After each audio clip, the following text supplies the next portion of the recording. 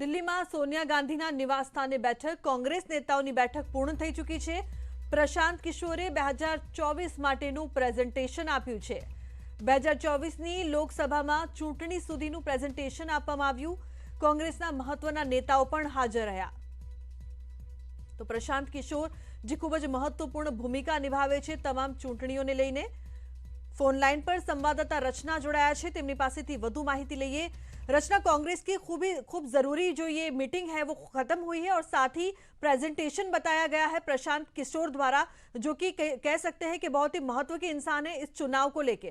क्या ज्यादा जानकारी है इस बारे में? बिल्कुल, देखिए जिस तरीके से कांग्रेस नेताओं की बैठक चल रही थी सोनिया गांधी के आवास पर, वो बैठक खत्म हो चुकी है। और आपको बता दें, इसमें तमाम जो कांग्रेस के नेता हैं वो शामिल थे। अजय माकन, ए.के. अटॉर्नी, मल्लिकार्जुन खड़गे, अंबिका सोनी, मुकुल वासनिक। और सबसे बड़ी बात, अगर हम गुजरात चुनाव से जोड़कर देखें तो जिस तरीके से प्रशांत किशोर को लेकर लगातार बातें की जा रही थी, तो इस बैठक में सबसे अहम जो था कि प्रशांत किशोर भी शामिल हुए थे।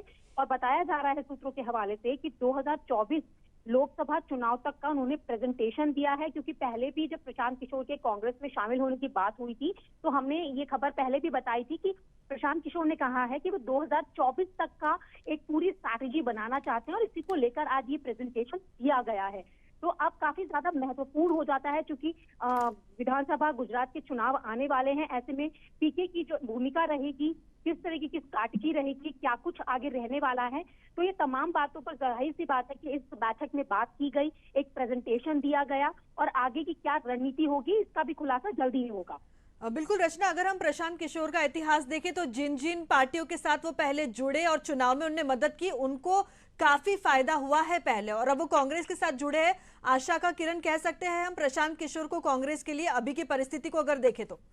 बिल्कुल, देखिए जिस तरीके से अगर हम अभी की परिस्थिति को देखें तो जो कांग्रेस बहुत कम राज्य में सत्ता में है और बीजेपी बहुत सारी जगहों पर सत्ता में है, तो ऐसे में आने वाले जो विधानसभा के चुनाव है जिन राज्यों में, तो कांग्रेस कोई भी यहाँ पर चूक नहीं करना चाहती हो और इसीलिए लगातार प्रशांत किशोर को कांग्रेस में शामिल होने के लिए ये बातें चल रही थी। और आज जिस तरीके से प्रेजेंटेशन दिया गया है तो कह सकते हैं कि पीके एक इनके लिए जो मास्टर कार्ड साबित हो सकते हैं, क्योंकि हमने देखा है कि पीके ने जहां जहां पर, यानी कि प्रशांत किशोर ने जहां जहां पर एक स्ट्रैटेजी तैयार की है, वहां पर जिन लोगों के साथ मिले हैं वहां पर फायदा देखने के लिए मिला है और काफी चीजें बदलती हुई नजर आई हैं। तो जाहिर सी बात है कि पीके का आना आने वाले चुनावों के लिए बहुत ज्यादा महत्वपूर्ण हो जाता है। जी बिल्कुल रचना, धन्यवाद इस तमाम जानकारी के लिए। तो कांग्रेस द्वारा જે રીતે મહત્વની બેઠક મળી છે, પ્રશાંત કિશોર દ્વારા પ્રેઝન્ટેશન રજૂ કરવામાં આવ્યું છે। દિલ્હીમાં સોનિયાના નિવાસસ્થાને આ બેઠક પૂર્ણ થઈ ચૂકી છે।